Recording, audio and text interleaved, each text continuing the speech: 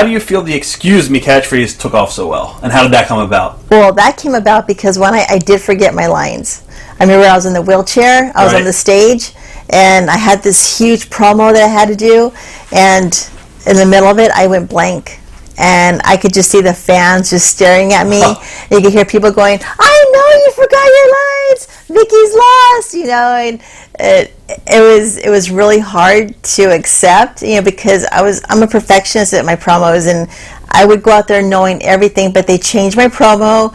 I did have time to memorize it. I didn't do it well. Right. And so they started getting kind of rowdy. So I just said, "Excuse me." You know, and they fired back at me, and I didn't think anything of it. You know, and I kind of had me focused to get back to where I was at in the promo, and I finished.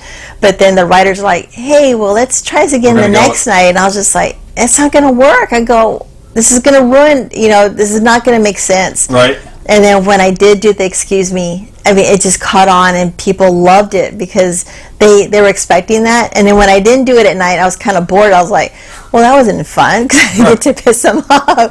But that was the catchphrase, and you know, I started signing my photos with it, and they started using that as the excuse me, you know, character. And it's funny because I'll be in a store and I can hear excuse me like really loud. I'm like, oh God, they found me. That's awesome.